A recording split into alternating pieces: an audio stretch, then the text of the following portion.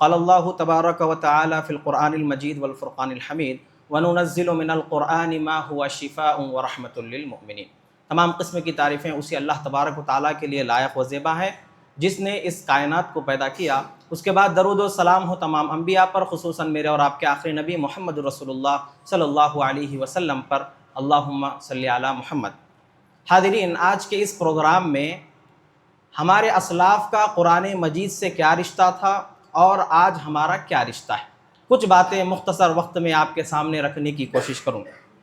سب سے پہلی چیز ہم سب جانتے ہیں وَنُنَزِّلُ مِنَ الْقُرْآنِ مَا هُوَ شِفَاءٌ۔ اللہ تبارک و تعالیٰ نے اس قرآن مجید کو نازل کیا، کیوں؟ اس میں مومنوں کے لیے شفا ہے، رحمت للمؤمنین، مومنوں کے لیے ایک رحمت کا ذریعہ ہے۔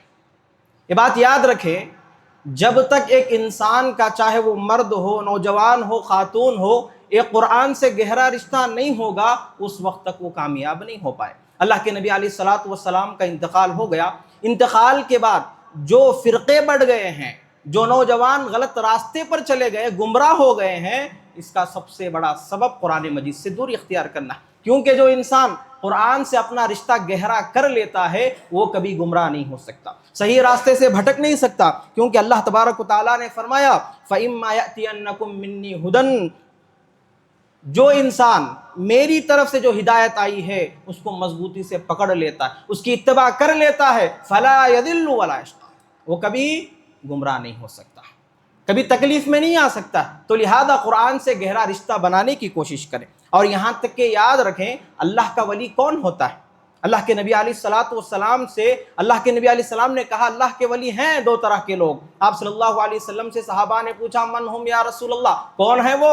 اللہ کے نبی علیہ السلام نے کہا اہل القرآن، قرآن والے ہیں، جو بھی قرآن والا ہے، جو قرآن کو پڑھتا ہے، جو قرآن کو سمجھتا ہے، یاد رکھو وہ انسان اللہ تبارک و تعالیٰ کا دوست ہے، اللہ تعالیٰ کا ولی۔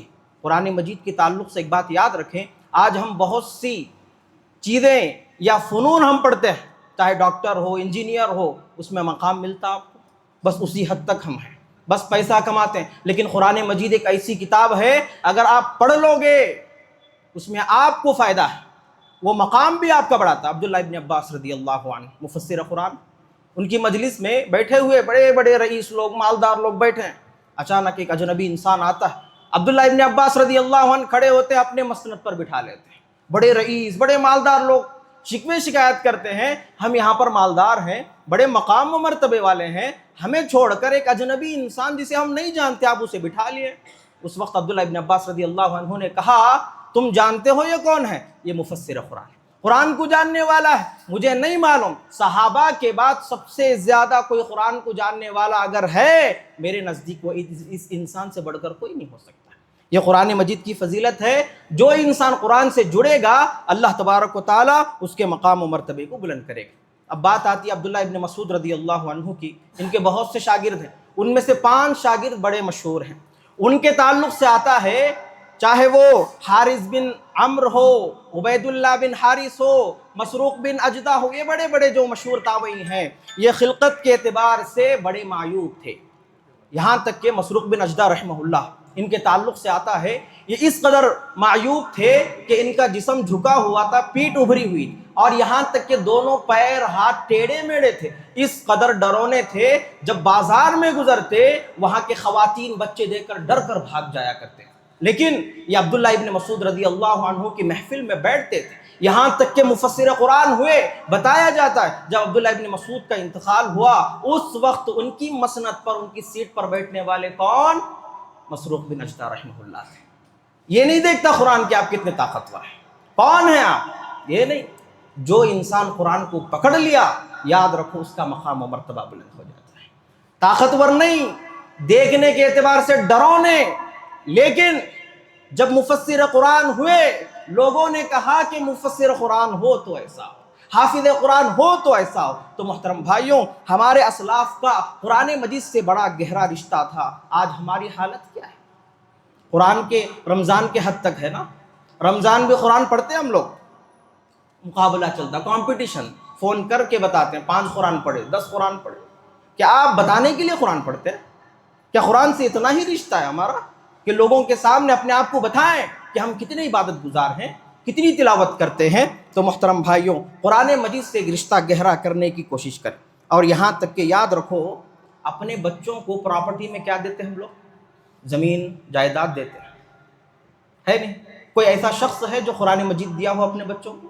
ہے کوئی شخص جو قرآن دیا ہو اپنے بچوں کو؟ قتادہ رحمہ اللہ کے تعلق سے آتا ہے، مرنے کی حالت میں مریض ہیں، رو رہے ہیں، بچے آتے ہیں ان کے پاس، آ کر کہتے ہیں ابو جان رونے کی کیا ضرورت ہے؟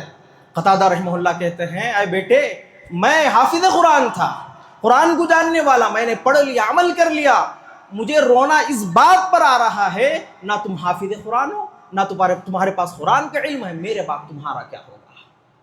اپنے بچوں کے تعلق سے کبھی آپ نے سوچا ایسا؟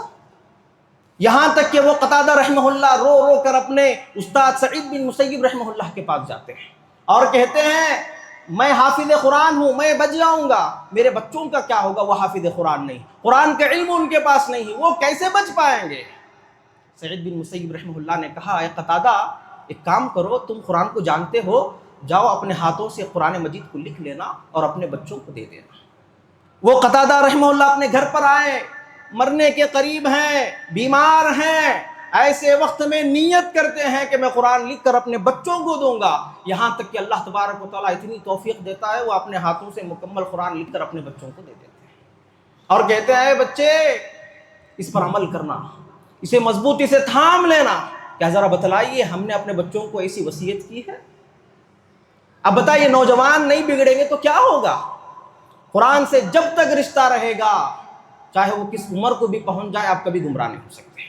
قرآن سے دور ہو گئے، چاہے کتنا بھی بیان کر لو، کتنا بھی کہہ لو، آپ کبھی عمل نہیں کر سکتے، صحیح راستے پر نہیں آ سکتے، کیونکہ جو انسان قرآن کو چھوڑے گا وہ گمراہ ہو جائے۔ اور یہاں تک کہ یاد رکھیں والدین کو چاہیے کہ وہ سب سے پہلے اپنے بچے کو حافظ قرآن بنائیں۔ ہے کوئی؟ چاہے کچھ بھی بنا لو آپ، مسئلہ یہ نہیں ہے، چاہتے ہیں ڈاکٹر بننا، انجینئر بننا، جو بننا ہے آپ بنیے، سب سے پہلے آپ اپنے بچوں کو حافظ قرآن بنائیے۔ کیونکہ ابن سیرین رحمہ اللہ فرماتے ہیں جس کا بچہ حافظ قرآن نہیں ہے، یاد رکھے اس کے والدین گنہگار ہیں۔ اگر ہمارا بچہ حافظ قرآن نہیں ہے، اس کا مطلب کیا ہوا؟ کہ ہم گنہگار ہیں، ہمارے گناہوں کا اثر ہمارے بچوں پر پڑا ہے۔ بڑے افسوس کی بات ہے، ڈاکٹر بنانے پر ہمیں فخر محسوس ہوتا ہے نا کہ پیسہ ملے گا، انجینئر بنانے پر بڑا فخر محسوس ہوتا ہے، کیا کبھی حافظ قرآن کے تعلق سے ہم نے سوچا ہے؟ دنیا کے اندر مقام اس کا بلند ہوگا، آخرت میں اس کا مقام بلند ہوگا۔ آپ جانتے ہیں آخرت میں کیا ہے مقام؟ وہاں پر جنت میں ہر ایک کے درجے مقرر ہیں، نماز پڑھتا ہے وہاں پر اس کا ٹھکانہ، وہ پڑھے گا روزہ رکھے گا اس کا ٹھکانہ، لیکن حافظ قرآن کا کوئی ٹھکانہ نہیں ہوگا۔ وہاں پر اختیار دیا جائے گا، جا قرآن مجید پڑھتا جا، آخری آیت کہاں پر کھڑی ہوگی، آخری آیت کہاں پر ختم ہوگی، وہیں پر تیرا مقام ہوگا۔ یہ فضیلت نہیں چاہیے آپ کو؟ تو محترم بھائی، اور یہاں تک ایک آخری بات میں آپ کو بتلا دوں، ایک مومن کا رشتہ گہرا کیسا ہونا چاہیے؟ عثمان بن عفان رضی اللہ عنہ جیسا ہونا چاہیے۔ جب عثمان بن عفان رضی اللہ عنہ کو دشمنوں نے گھیر لیا، نماز پڑھنے پر پابندی، قرآن پڑھنے پر پابندی لگا دی گئی، یہاں تک کہ جب ان کے کانوں میں یہ بات پڑی کہ قرآن میں نہیں پڑھ سکتا، اس قدر تڑپ رہے ہیں، اس قدر تڑپ رہے ہیں، یہاں تک کہ ان کی بیوی نائلہ آتی ہے دشمنوں کے پاس، کہتی ہے تم یا تو عثمان کو قتل کر دو یا نہیں تو اس کے ہاتھ میں قرآن کو دے دو۔ تو لہذا عثمان رضی اللہ عنہ کی جو حالت تھی قرآن کے بغیر، کیسے بیان کرے؟ جس طرح ایک مچھلی بغیر پانی کے نہیں رہ سکتی، اسی طرح ایک نوجوان، ایک مومن بغیر قرآن کے نہیں رہ سکتا۔ آج سال بھر قرآن نہیں، صرف رمضان میں قرآن اٹھائیں، کیا ہمیں اچھے پکے مومن ہیں میرے بھائیوں؟ تو لہذا کہنے کا مقصد یہ ہے کہ اپنا رشتہ جب تک قرآن مجید سے گہرا نہیں رکھیں گے، صرف پڑھنے کے حد تک نہیں ہونا چاہیے، ہم صرف تلاوت کر رہے ہیں، آپ کو سمجھ میں بھی آنا چاہیے اس کے اندر کیا باتیں ہیں، اس پر عمل بھی ہونا چاہیے۔ جب تک آپ کامیاب، کوئی بھی کامیاب نہیں ہو سکتا، جتنا بھی بیان کر لو، کتنے بھی چیلنجز کے بارے میں بتا لو، جب تک قرآن سے آپ کا رابطہ نہیں رہے گا، اس وقت تک کوئی بھی شخص صحیح راستے پر نہیں آئے گا۔ تو لہذا ان باتوں پر عمل کرنے کی ضرورت ہے۔ آخر میں ہم اللہ تبارک و تعالیٰ سے دعا کرتے ہیں، اے اللہ ہمیں قرآن مجید سے گہرا رشتہ، گہرا تعلق رکھنے کی ہمیں توفیق عطا فرمائے، اور جب تک دنیا میں زندہ رکھے قرآن و حدیث کے مطابق اپنی زندگی گزارنے کی توفیق عطا فرمائے، اور جب خاتمہ ہو خاتمہ بالخیر عطا فرمائے۔ تو لہذا اس مناسبت سے میں تمام ذمہ داروں کا شکر ادا کرتا ہوں کہ آپ نے مجھے کچھ بولنے کا موقع عنایت فرما۔ اللہ تبارک و تعالیٰ آپ کے تمام خدمات کو قبول فرمائے، آمین۔ السلام علیکم ورحمۃ اللہ وبرکاتہ۔